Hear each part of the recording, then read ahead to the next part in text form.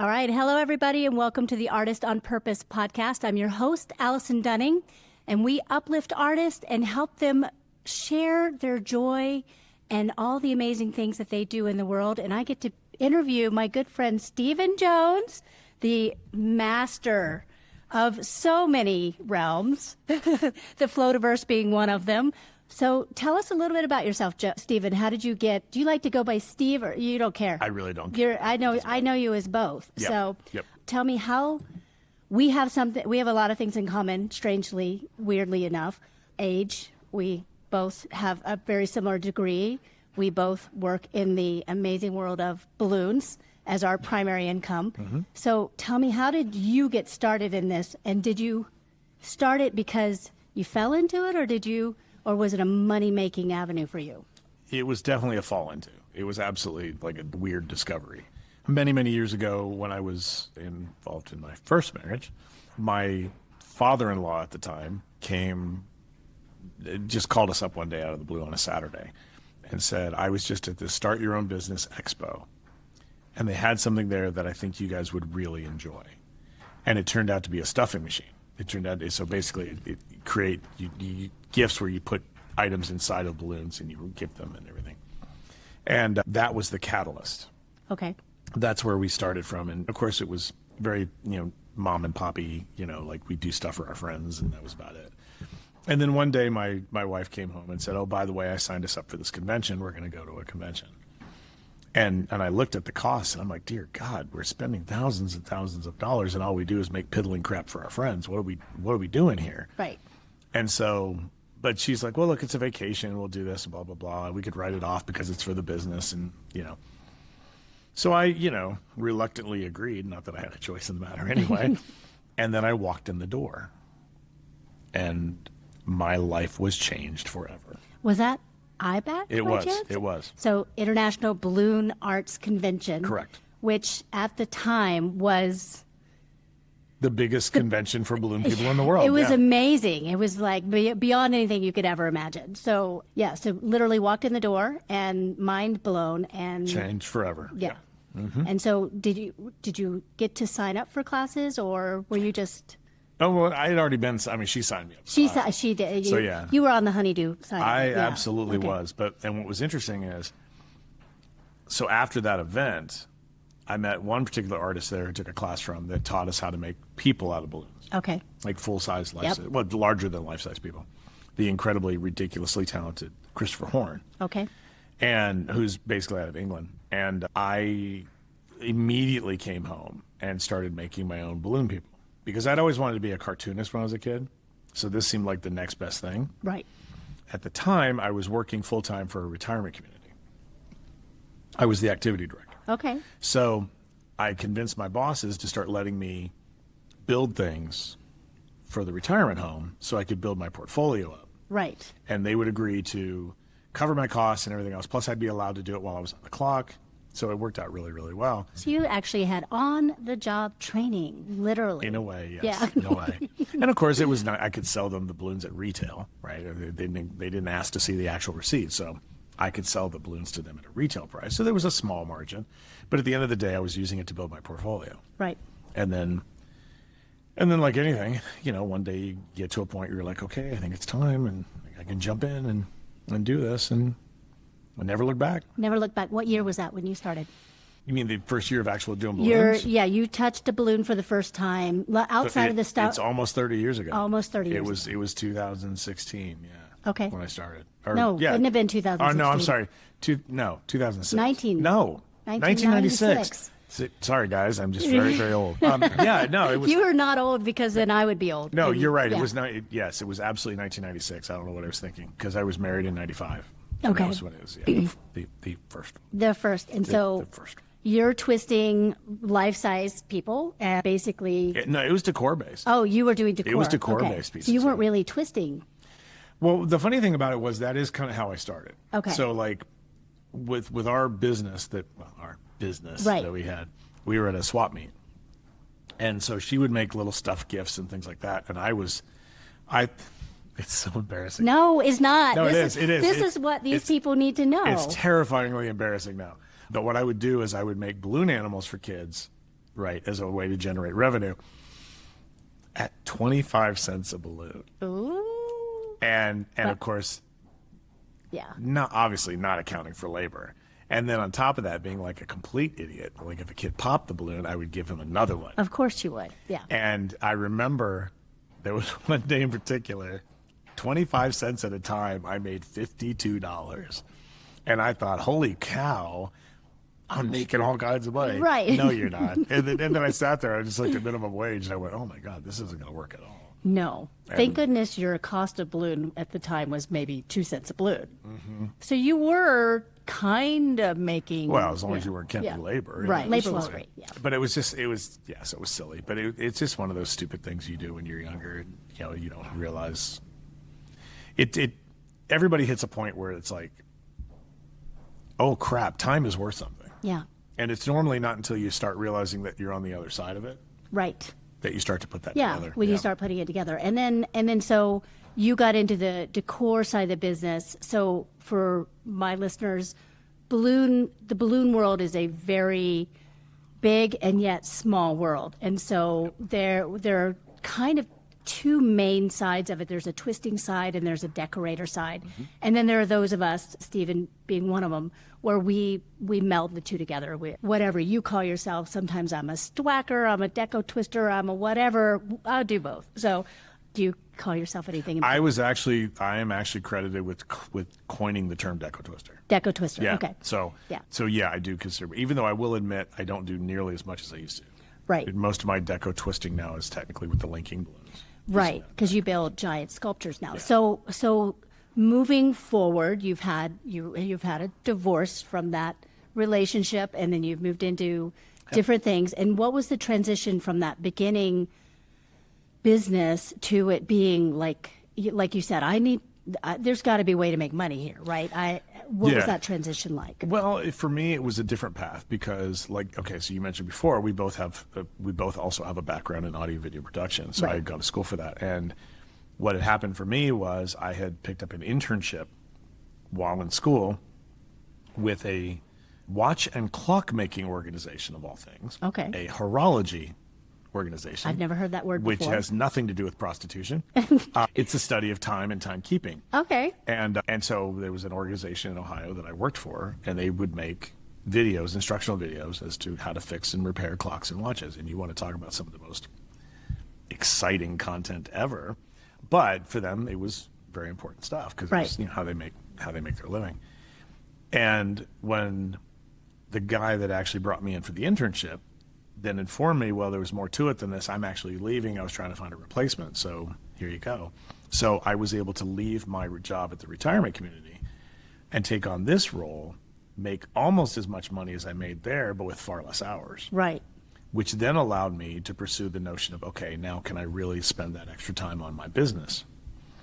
And eventually, a couple years later, they downsized me out. Okay. And then at that point, I was kind of thrown in with both feet going, okay, well, that's it. That's it.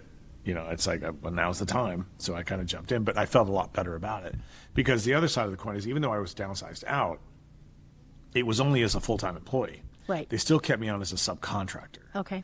So at that point, I just wasn't getting benefits anymore. Yeah. So I still had enough and I was self-contained. So I could literally show up whenever I wanted, put in the hours I wanted, as long as the work was getting done. Yeah, I think our industry is the only people that use that word, self-contained. I'm a self-contained human going in to do this job. You don't have to.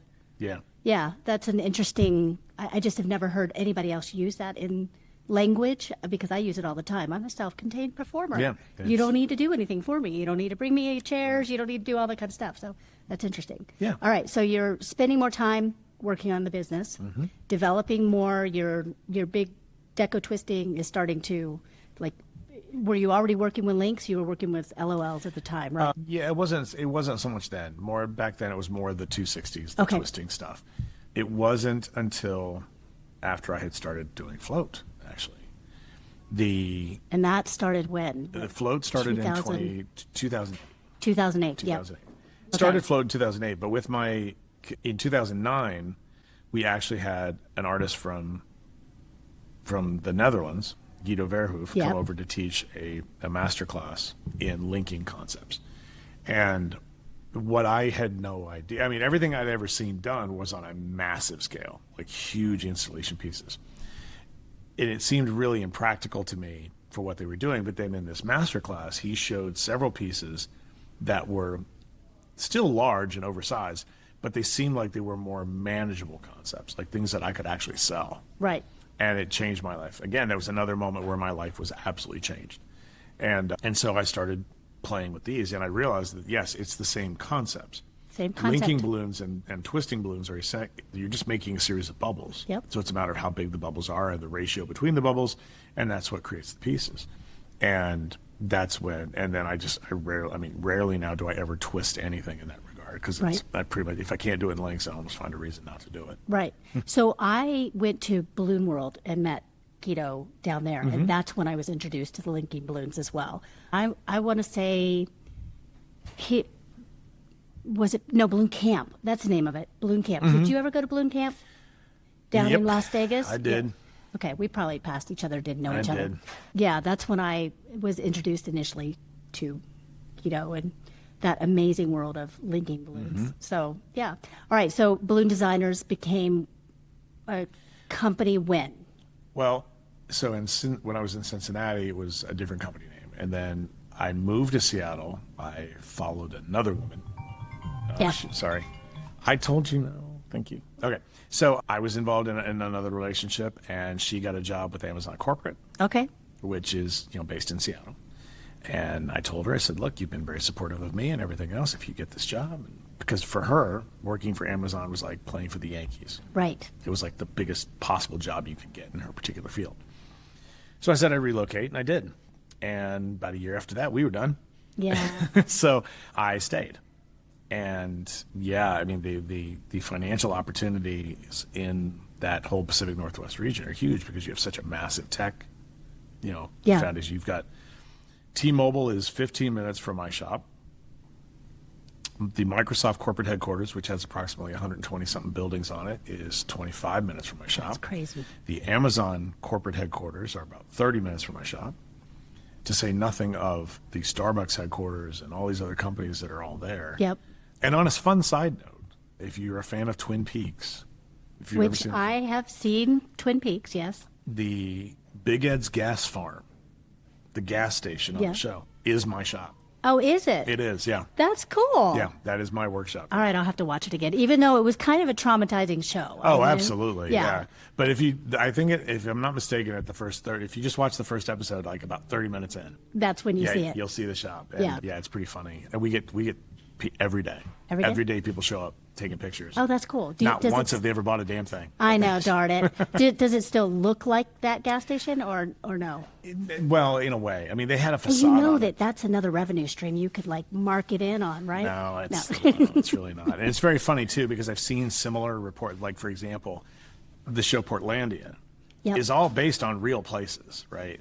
And the lesbian bookstore, like, they don't let people come in anymore to tours. Right. Because they're so angry because nobody buys anything. Nobody They buys They just anything. come in. So I was glad to know that it wasn't just us. Right. The only Twin Peaks place that gets any business at all is the restaurant. Okay. With the cafe or whatever Right. that he went to on the show. People will absolutely line up there just to eat, something from the cafe and then take pictures and the whole bit. That's cool. Yeah, but we get people that pull up, take all kinds of weird photos, and they leave and stuff. And, That's crazy. it's really silly. So in your journey, I mean, you're an icon in the industry that I know and love. You took this balloon world. You said, okay, how can I help more people? You created Float, which is an international convention, has been going since 2008. You also sell DVDs and online content for classes that have been taught over the years. And you also have now a loft, which is industry based, and people become a member, and then you It's online streaming. constantly Yeah. creating new content there of new classes. And anybody in the balloon industry that might watch this, it would be stupid not to be a member of a loft, because there's so much content. If you ever want to know anything, it's all right there. It's like a Bible of information. Just a plug, and he didn't pay me for that. And what else? What else do you have? Well, I mean, it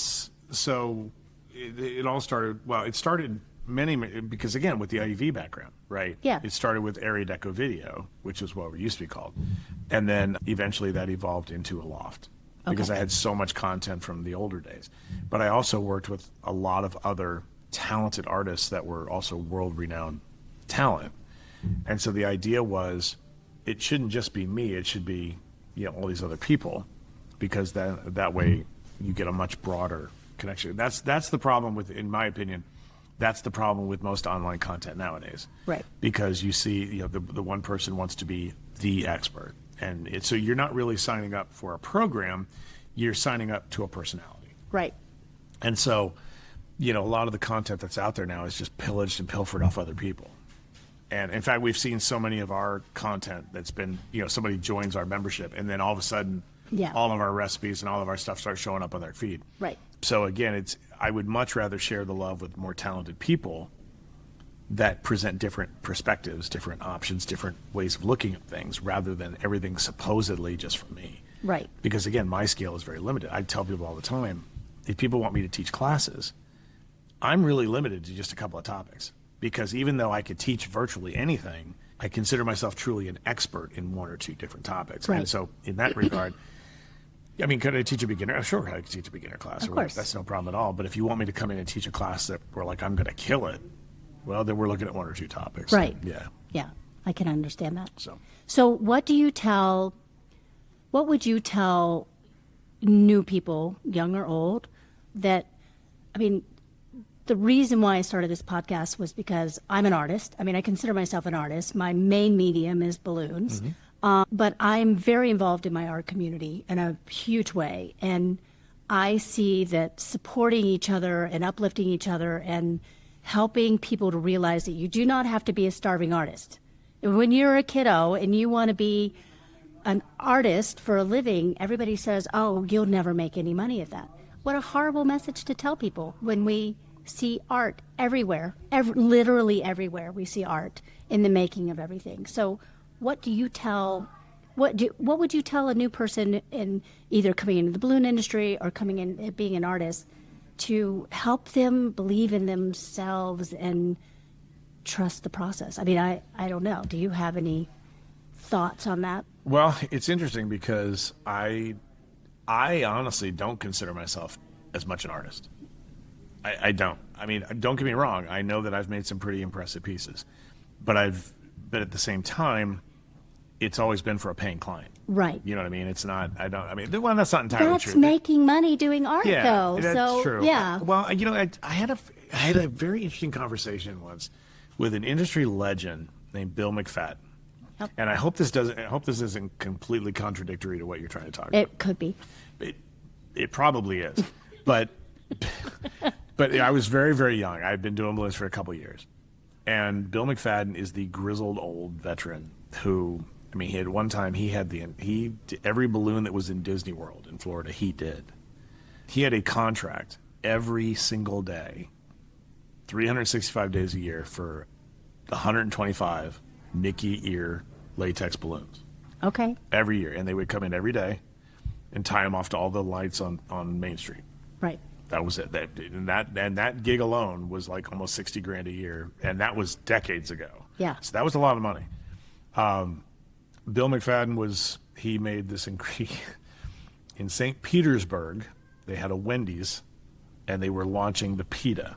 They were launching a Wendy's pita. Right. So they rebranded it as St. Petersburg, and they literally wrapped the front of the building in a pita. Okay. In fact, I would argue that he is very possibly the first organic balloon artist. Okay. Because he created the pita and he used it in that same kind of a method. So it was very funny.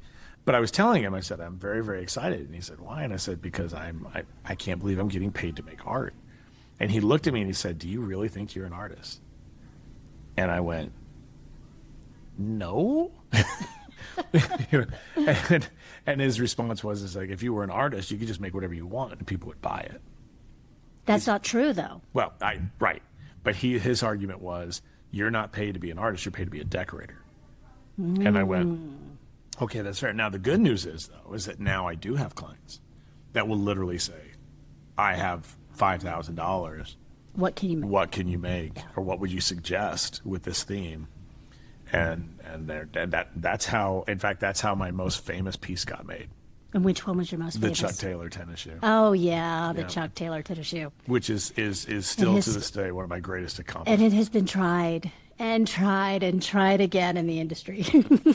Well, I mean, there's some people out there. Some people have done a good job. They have, yeah. Then there's others that don't. That do not. But yeah, that was a COVID thing. Yeah. And honestly, I'm not trying to brag, but it is one of my proudest accomplishments in this industry. You should brag about it. So we got contacted by a local Amazon fulfillment center, Okay. and they were doing a contest trying to get their employees to buy work shoes. Like they were implementing a policy where you had to have like steel toe shoes and stuff. And so they reached out to me and they're like, "Can you make a shoe?" And I said, "Well, sure. I can make anything you want." Yeah. And so by the time this all went along, though, they got really lackadaisical about it. They were just like, "We don't care." And I said, "Here's my problem." I said, "All these work shoes look the same. Right. They're all boring. They're black. There's no shape. There's no nothing. They're just lumps." And they said, "Well, we really don't care. You can make any shoe you want. Okay. They just make a tennis shoe." And I said, "Really?" And they said, "Yeah." And I said, "Can it be a Chuck Taylor?" Because I live in Chuck Taylor tennis shoes. Yes. And they were like, "Yeah, we don't care." Like they really just blew it off at that point. And they told me the budget, and I said, "Okay, great." And I spent, and again, this was during the heat of COVID, right? So I spent 3 full days building this ginormous Chuck Taylor tennis shoe.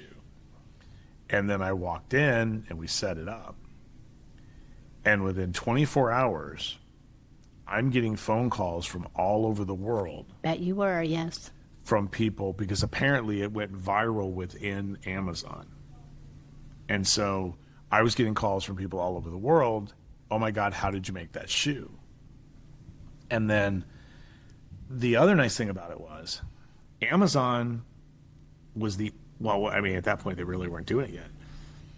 But at that point, Amazon was the only company in America hiring balloon people on a regular basis. On a regular basis, yeah. Because they were bringing us in to keep people's spirits up and everything else Right. to do stuff.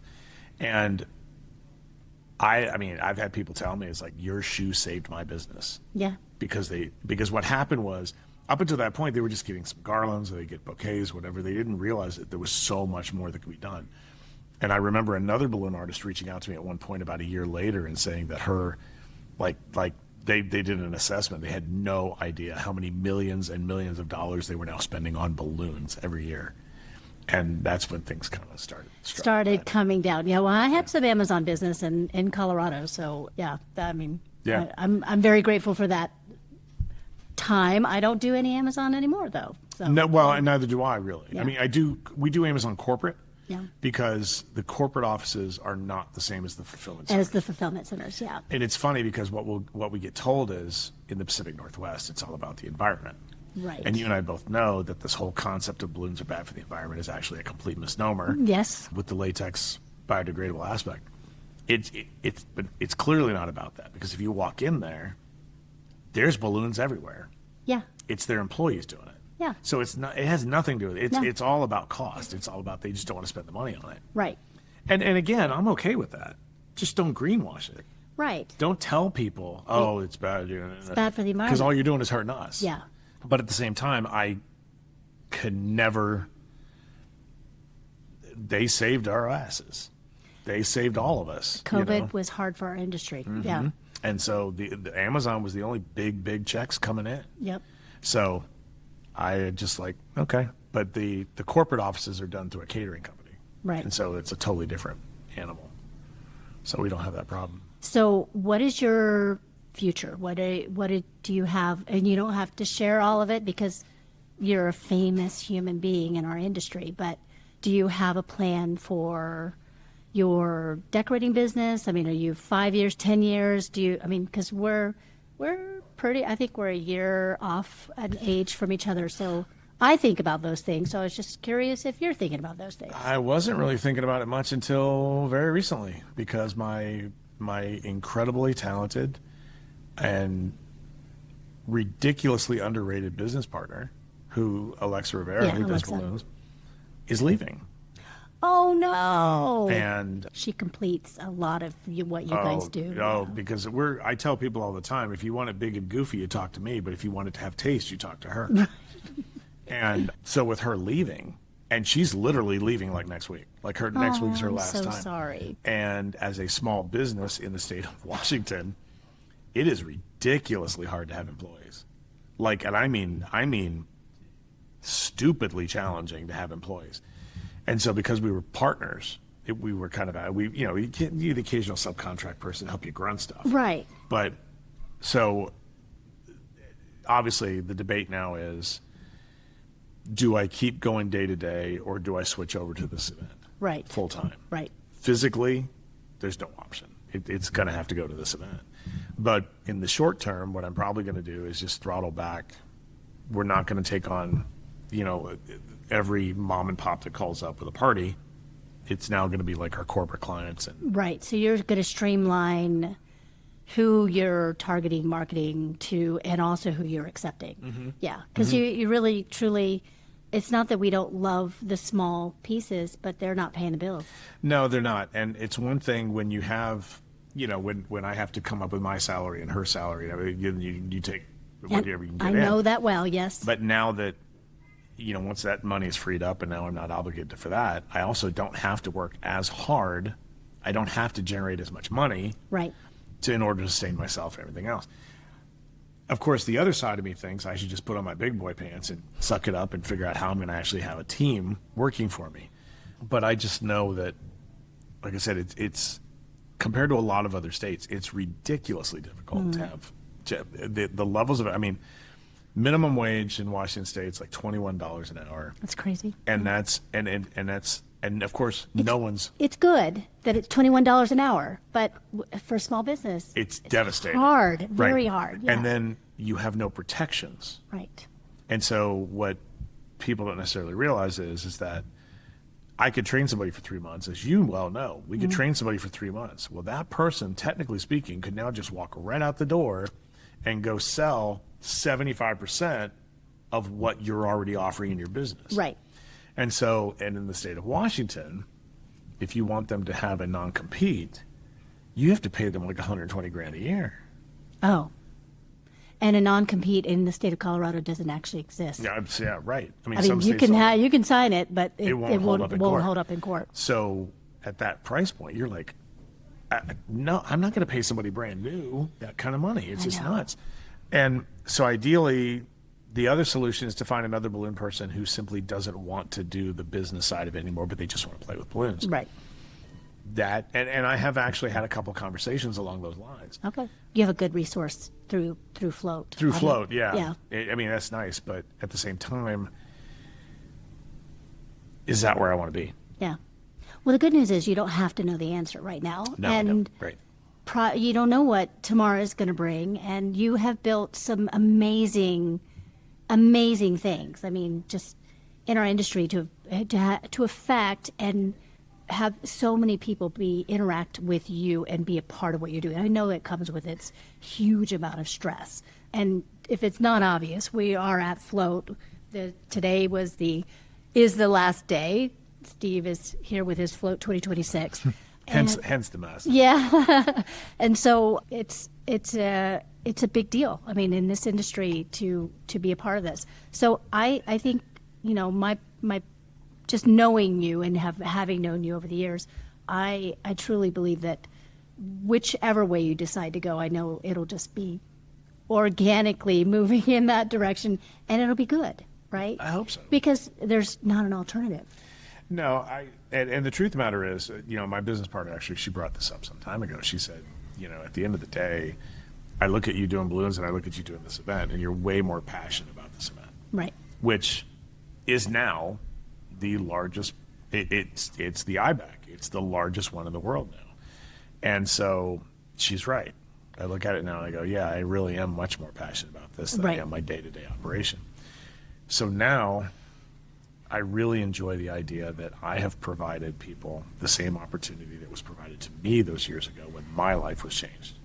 And so it's so wonderful when people actually come up to me and say, this event just completely changed my life. Yeah. I mean, I tear up almost every time Yeah. because it's really cool. Because you know that feeling. I You do. know it firsthand. Yeah. And it keeps coming back around.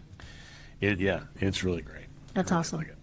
Well, I know we're all on the end of the event, getting ready to drop off the world for, well, you're not, but I am, for a few days before I kick back into my life. I'm very grateful that you carved out some time for me. I know we moved this around a lot this week. And I appreciate your flexibility, Yeah. because every time we thought we could do it, and all of a sudden it's like there's another crisis. Yeah, crisis tired. And Stephen has this face that it's very loud and clear when it's a do not talk to me face, and I am too busy to do anything other than what is right in front of me. So I try not to. I do. it's there. It's definitely there. It's definitely there. Yeah. So, but it's good to be needed and it's good to be wanted, and you take care of your people, and I think that's pretty awesome. Well, thank you. So I'm super grateful, and I look forward to seeing what you bring forth in the future with your journey. So I think it'll be a good journey. Yeah, we announced the supplementary event the other night, Fulcrum. Fulcrum. Oh, that's right. And my business partner told me a couple of years ago that if I ever decided to start another event, that she would quit. Oh, Well, now that she's leaving, yeah. I'm starting another event. Oh, have you shared it out I haven't loud? shared much of it, no, but it's a Twister oriented. Okay. So it's one more for the entertainment Okay. side of things. But the debate now is that do we create it as a separate function, or do we just tie it into this event? But I think what's going to be is I think it's going to end up being, I do believe it's going to end up being both. Okay. I think in the years where we have the float convention, it'll be part of float, and then the off years it'll be its own thing. So it'll be an every year type of, part of it. Yeah. I mean, the twisting community is very clearly a different community, and Oh, yeah. there are a few of us that dabble in both worlds. So yeah. Well, it's introvert versus extrovert. I always joke with people that like a decorator will sit there and make something and go, oh, I hope they like it. Oh yeah. Whereas a twister will be like, check it out. Check it out. See what I just built. Yeah, so it's Yeah. you're definitely dealing with, and to be honest, you're also dealing with two different price points, because I would still argue that maybe 65% of the balloon people out there could live on their income that they make from balloons, whereas twisters, that number is way lower. Way lower. I mean, my company is a twister and a decorating company, and it supports me and an employee full time, and has for years. And so, but you're right, the entertainment side of my company I call it my filler income. Right. It's the stuff that fills in between. So It's great because it's high profit, because the physical The cost on cost its is own very low. is very low. Yeah. But at the same time, it's your labor, of course. except for all the years of practice and doing and knowing what you're doing. So, True. Yeah. And I don't mean that disrespectfully Yeah. at all. It's because there is absolute value in the knowledge, and there's value in experience and all that other stuff. But when you look at the average entertainer, when they go to an event of this nature, for them, it's really not about the investment. It's more of the escapism. Yeah. It's more of the I'm with like-minded people that understand what I'm excited about and this and that kind We of thing. speak the same bubble language. Yeah, exactly. And so, but that's also where float came in really popular, because float is not so much about classes and everything else as much as it is about the culture of our business and our industry. Yeah. And so that's what I'm hoping to capture with that as well. That's awesome. Well, again, I appreciate your time, and I will be gathering some information from you afterwards to be able to put you up on the site and showcase what we've got going on. I have no idea when this is going to go live or go out, so No promises. She's a busy woman. I am, but I also am very passionate about this. I think uplifting and supporting artists is something I'm very, very good at doing, and I'm look forward to seeing where this takes me in my journey. There So, you go. Fantastic. Yeah, you're the best. Thank you. Thank you very much. All right. Appreciate your time. All Thanks right. and thank you for being part of Float. Of course, always. And I'm glad I was able to help out with the panel, and Oh, yeah. it's fun to just kind of jump in and be a filler. I was stuck in the teacher meeting, so I didn't get to go to any of them. Oh, But that's the whole Fulcrum thing, which is the other alternating event Yeah. that we do. Yeah. So that would be, but I heard nothing but great things. nothing but great feedback. So. Yeah, I heard a lot of people came up afterwards. They were really excited. But I'm the resident hippie, right? So everybody's always, oh, there's Allison. She's chill. So yeah. Well, but in your case, it was really, really beneficial too, because your experience and everything that you do was just, those panel discussions are so important for that. And especially when you think about the fact that those are molding young minds right in the right direction. So yeah, great. That's good. Wonderful. All right. Well, I know you're busy. We're going to let you go, and we will see you at the next event. Thank you. Okay. Bye. Bye, everybody. Thanks for tuning in to Artist on Purpose.